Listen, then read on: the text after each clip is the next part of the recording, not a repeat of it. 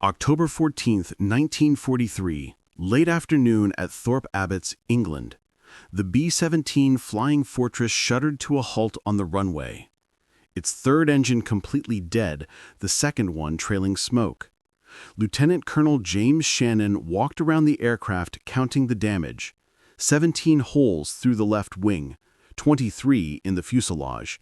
8 more clustered around the tail gunner's position. The metal skin resembled a kitchen strainer. His navigator, Lieutenant Frank Morrison, climbed down through the nose hatch, his flight suit drenched with sweat despite the freezing temperatures at 25,000 feet. "Skipper, we shouldn't be alive," Morrison said, his voice strained. "Jerry threw everything at us over Schweinfurt." Shannon ran his hand along a line of bullet holes that traced the entire fuselage length, missing the fuel tanks by mere inches. Around him, other fortresses were landing, many trailing smoke, some firing red flares signaling wounded aboard.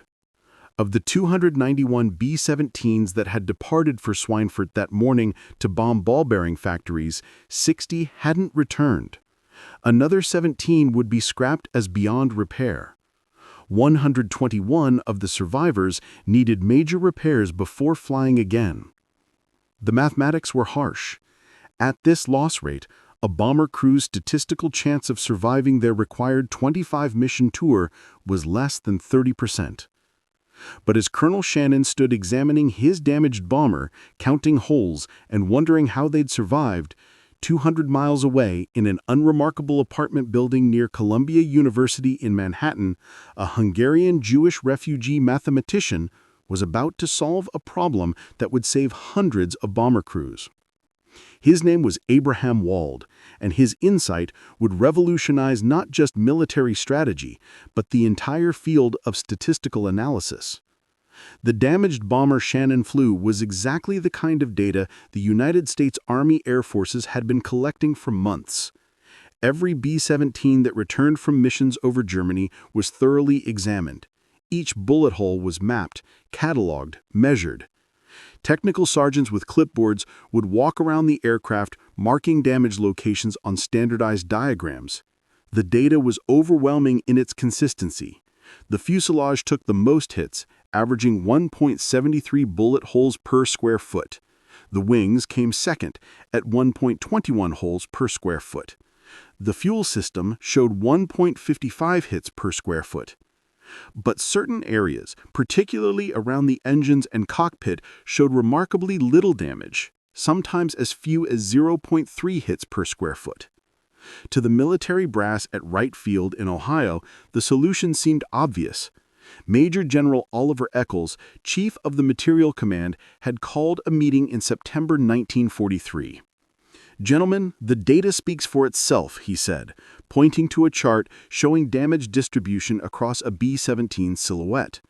"We need to reinforce these areas taking the most damage, add armor plating to the fuselage, strengthen the wings." The logic appeared unassailable. You armor where the enemy bullets hit most frequently. But Eccles had a problem: weight. A B-17G already weighed 36,135 pounds empty. Every pound of armor added meant less bomb load, less fuel capacity, reduced maneuverability. The fortress could carry approximately 1,500 pounds of additional armor, but that armor had to be placed strategically. Put it in the wrong place, and you'd burden the aircraft for no protective benefit. The Air Force needed mathematical precision, not military intuition. 6 weeks before that disastrous Schweinfurt raid, the problem had been handed to the Statistical Research Group at Columbia University. The SRG occupied 3 floors of an apartment building near the Columbia campus, its windows painted black for security, its existence largely unknown even to most military personnel. Inside worked 18 of America's finest mathematical minds, recruited through what SRG Director Alan Wallace called the Old Boy Network of Academic Statistics.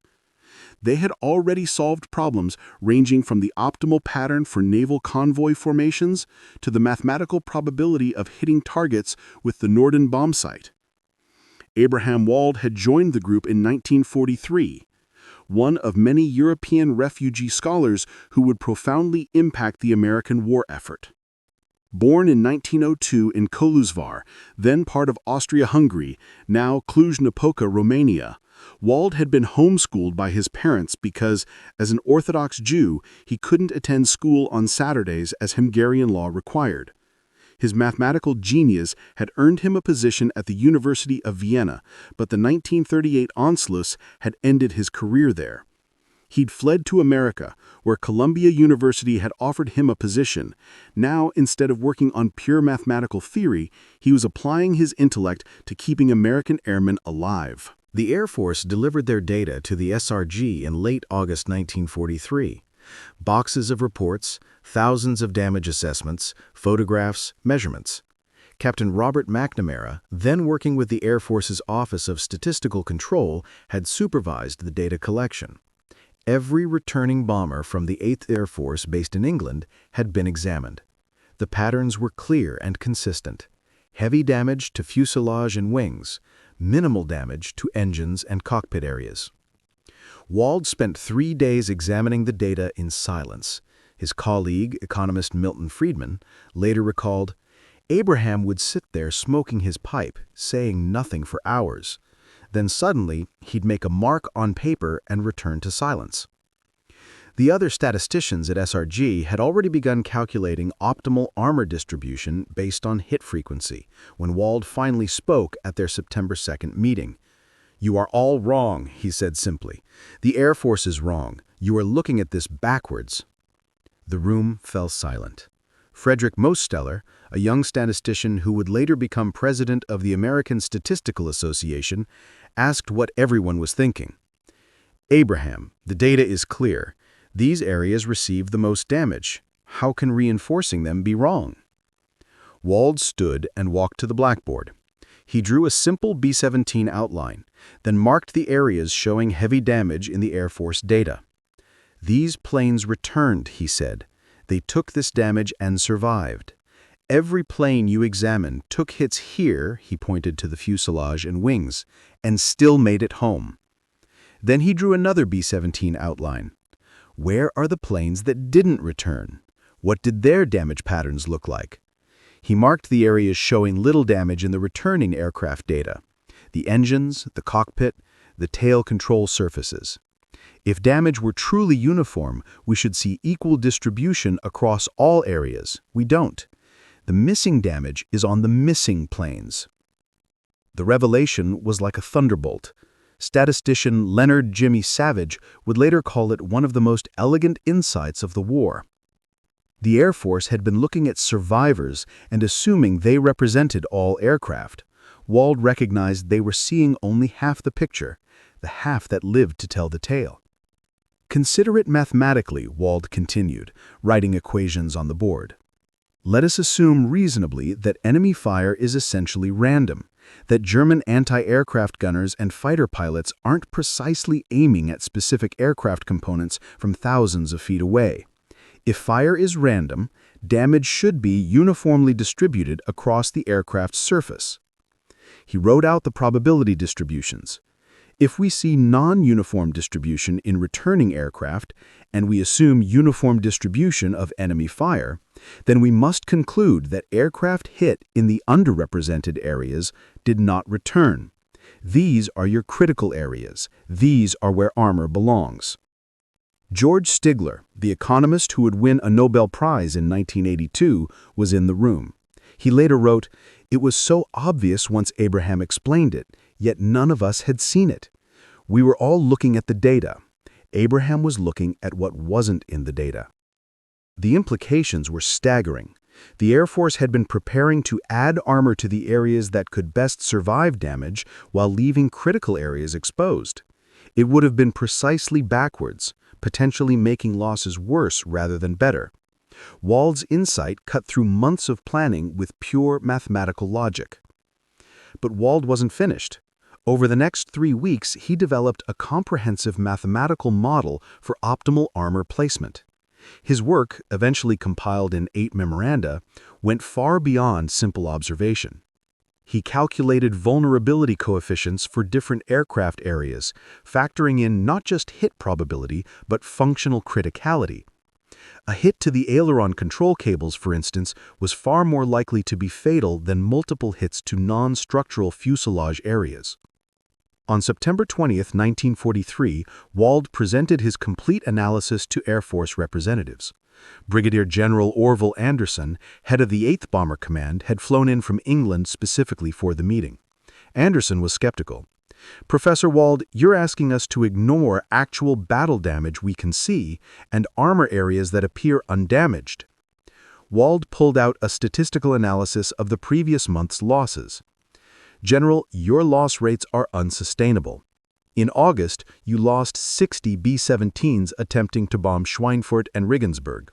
That's 600 men. Your own data shows that 38 of those aircraft were seen to suffer engine failures before going down. Engine armor could have saved them." He showed another chart. "Here's your June raid on Kiel. You lost 26 aircraft. Witness reports from returning crews indicate at least 15 went down after cockpit hits.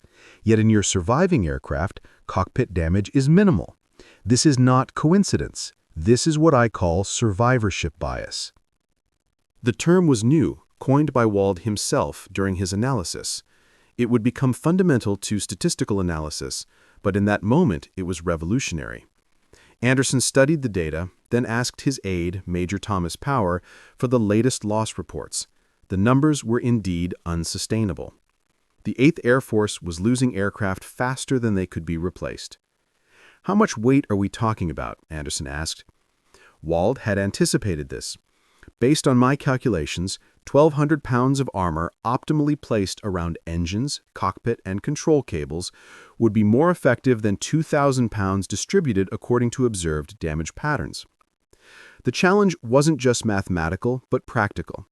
The B-17's Wright Cyclone engines were already vulnerable to mechanical failure without enemy action.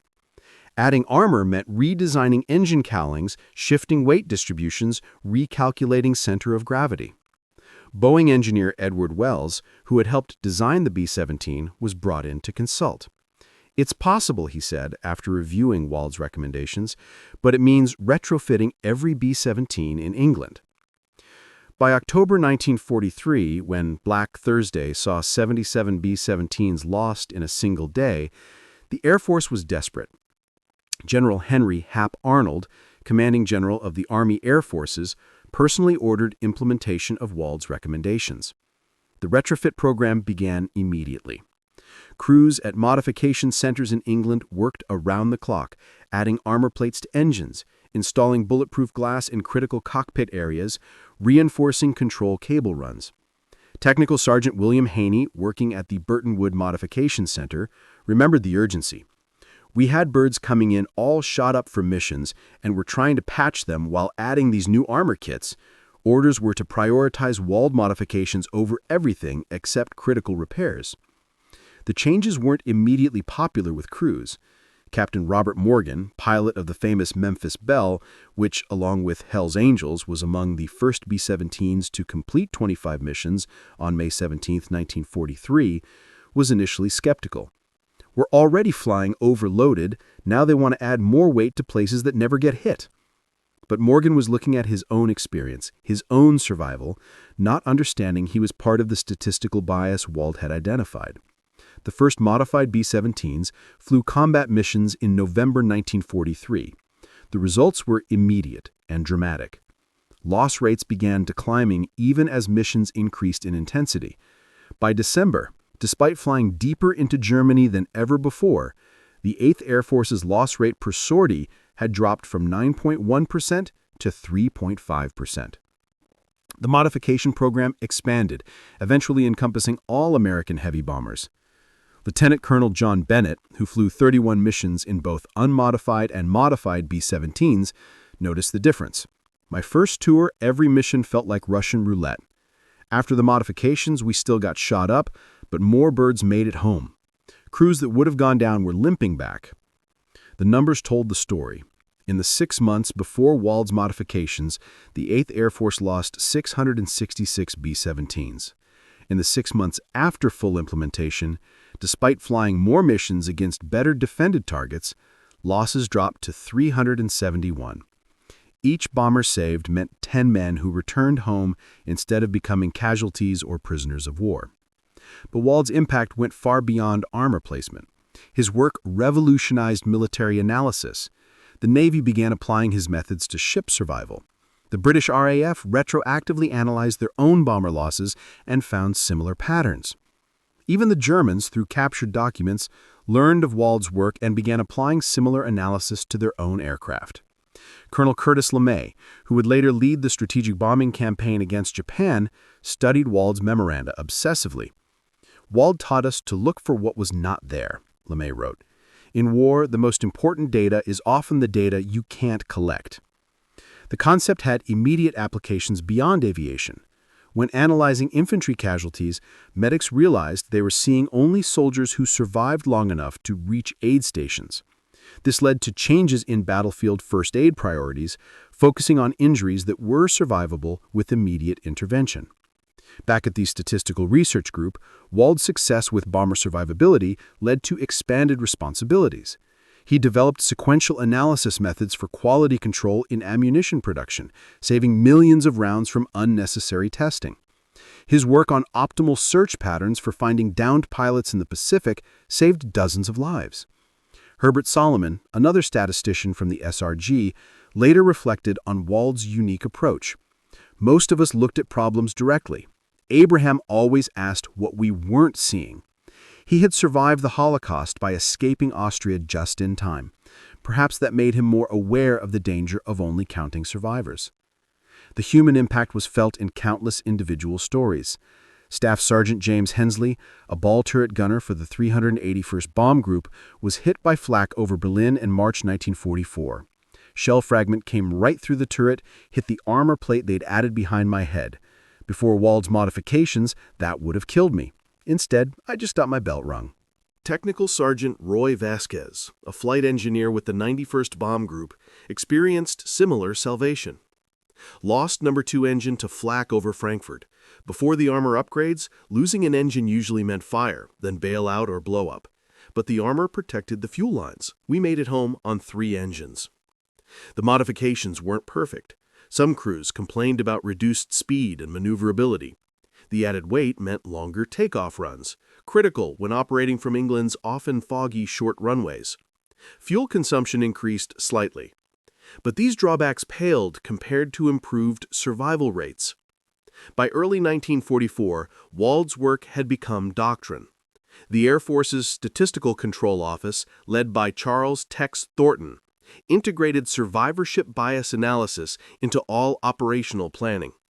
When the P-51 Mustang was introduced as a long-range escort fighter, analysts used Wald's methods to determine optimal fuel tank armor, significantly reducing losses to ground fire.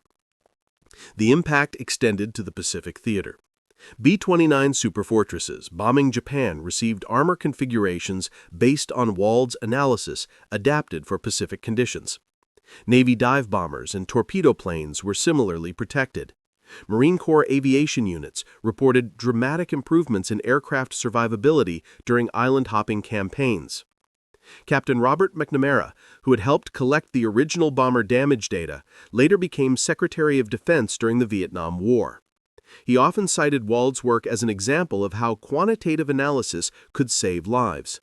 Wald showed us that intuition, even informed military intuition, could be precisely wrong.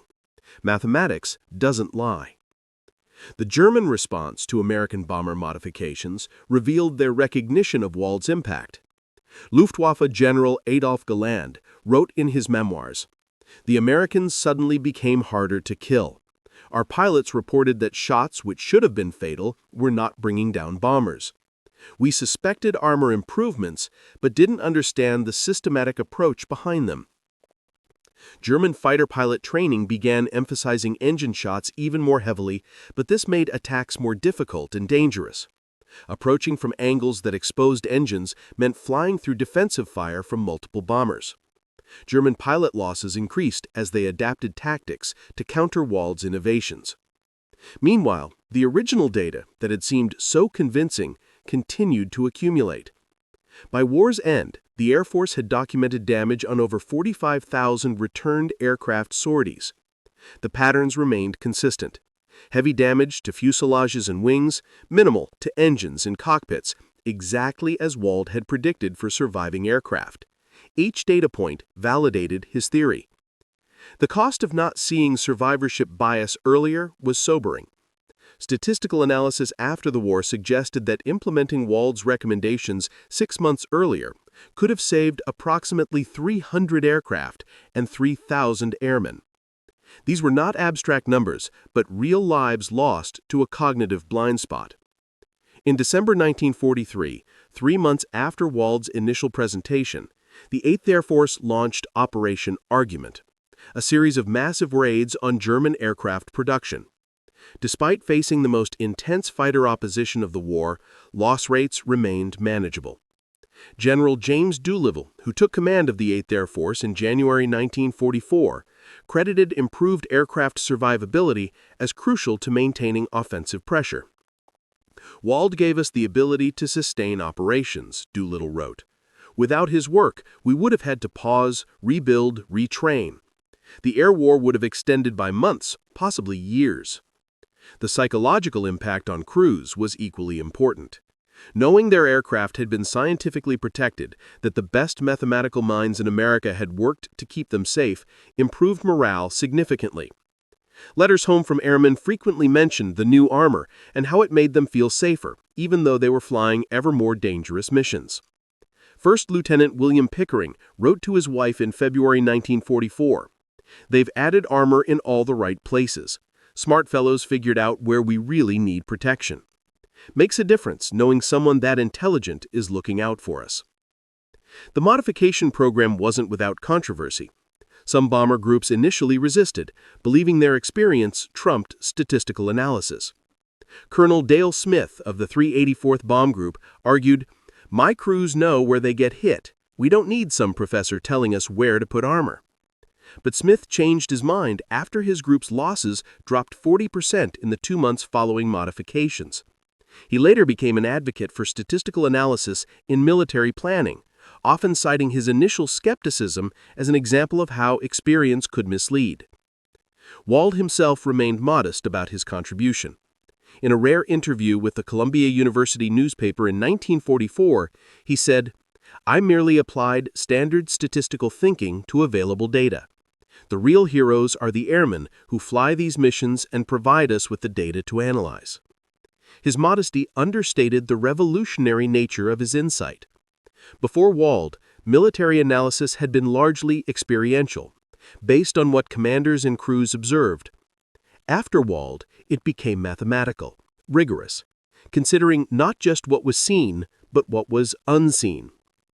The concept of survivorship bias spread rapidly through military thinking. Naval commanders analyzing submarine losses realized they were only hearing from boats that survived patrols. Army units studying infantry tactics recognized they were only learning from soldiers who lived to share experiences. Each service began collecting data differently, accounting for the missing, not just the survivors. Dr. Warren Weaver, head of the Applied Mathematics panel that oversaw the SRG, called Wald's work the single most important contribution of statistics to the war effort. This from a panel that had revolutionized everything from code breaking to artillery targeting. The work took its toll on Wald personally. The pressure of knowing lives depended on his calculations, the constant stream of casualty reports he analyzed, the photographs of damaged aircraft with visible bloodstains all weighed heavily. His colleague Alan Wallace noted that Wald aged visibly during his war work, his hair graying, deep lines forming around his eyes. Yet Wald continued developing refinements. His third memorandum, submitted in November 1943, addressed optimal armor thickness, not just placement. His fourth examined trade-offs between armor and defensive armament. Each iteration saved more lives, improved survival rates incrementally but measurably. By D-Day, June 6, 1944, every American heavy bomber flying over Europe incorporated Wald's modifications. The massive air support for the invasion, over 11,000 sorties in the first 24 hours, was possible only because loss rates had been reduced to sustainable levels. General Dwight Eisenhower later stated that air superiority maintained through acceptable bomber losses was crucial to invasion success. The numbers from D-Day illustrated Wald's impact. Despite intense anti-aircraft fire from German positions, the 8th Air Force lost only 28 bombers from over 1,200 dispatched, a loss rate of 2.3%. A year earlier, before Wald's work, similar intensity operations had loss rates exceeding 10%. Post-war analysis revealed the full scope of Wald's contribution. The United States Strategic Bombing Survey, conducted immediately after German surrender, examined crashed American bombers across former Nazi territory. The damage patterns on these lost aircraft confirmed Wald's hypothesis precisely. They showed catastrophic damage to engines, cockpits, and control systems, exactly where Wald had recommended armor placement. German records captured after the war provided another perspective. Luftwaffe squadron logs showed increasing frustration with American bomber durability. One German fighter group commander wrote in December 1943, "The fortresses have become flying tanks. Hits that destroyed them 6 months ago now barely slow them down." The legacy extended beyond military application. Survivorship bias became a fundamental concept in statistics, economics, finance, and medicine. Mutual fund performance analysis, medical treatment studies, business success research, all now account for survivorship bias as standard practice. Wald's insight that missing data could be more important than present data revolutionized multiple fields. In finance, the concept explained why average mutual fund performance seemed positive when including only existing funds, ignoring those that failed and closed.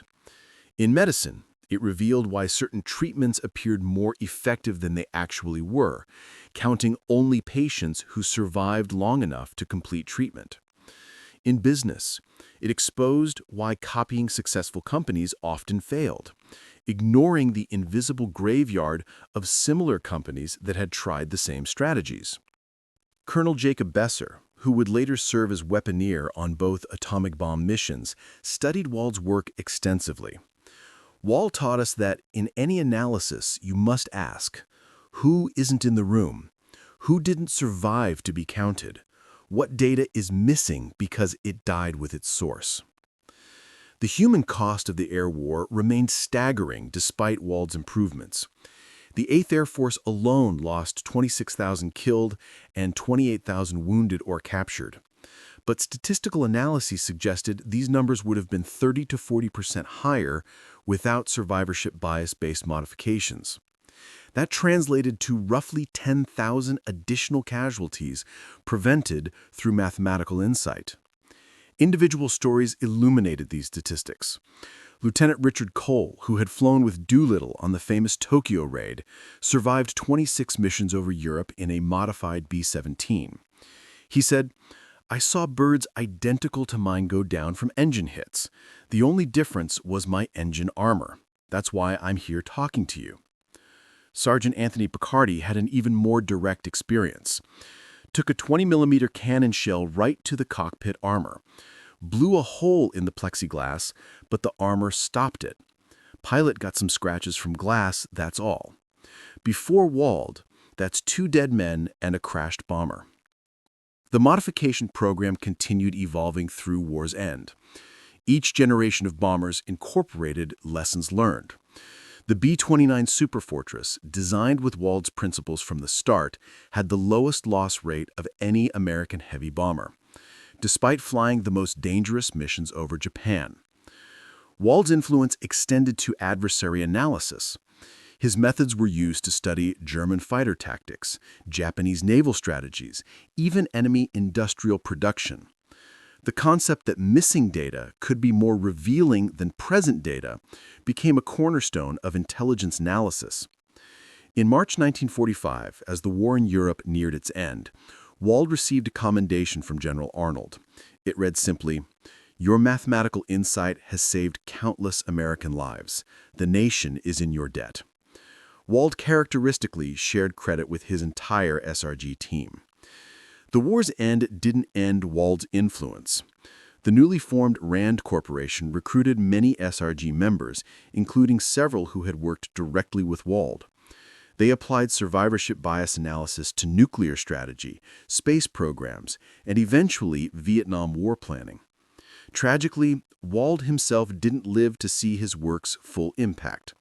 On December 13, 1950, while on a lecture tour in India at the invitation of the Indian government, the Air India DC-3 carrying him and his wife crashed into the Nilgiri Mountains in southern India. He was 48 years old. The irony that someone who had saved so many from aircraft crashes should die in one was not lost on his colleagues. At his memorial service, Frederick Mosteller said, "Abraham Wald saw what others could not. The ghosts in the data, the missing pieces that told the real story. He saved more lives with mathematics than most generals save with armies." The final measure of Wald's impact came from the airmen themselves.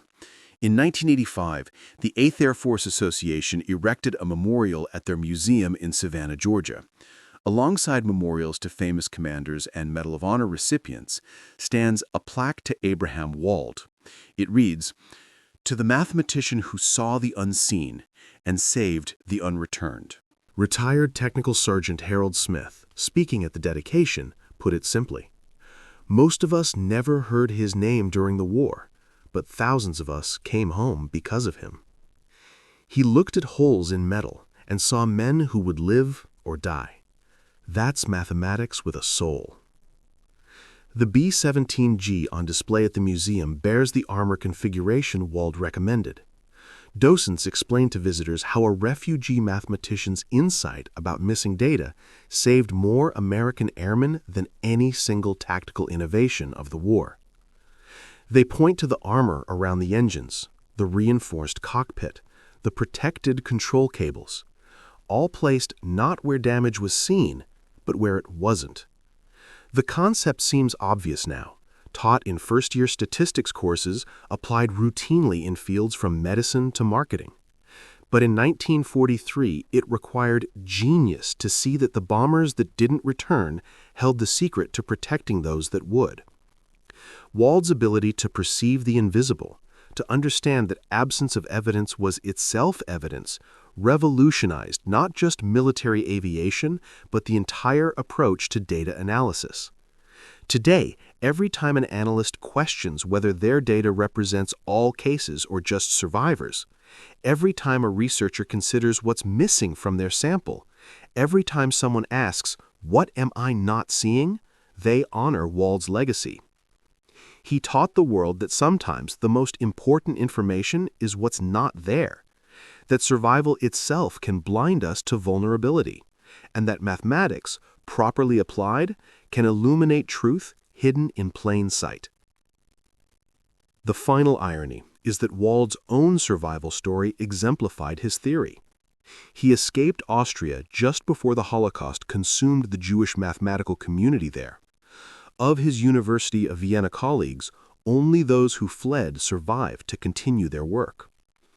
The missing data, the murdered mathematicians, represented insights lost forever. Wald survived to revolutionize statistics, but his survival itself was a form of bias, representing only those fortunate enough to escape in time.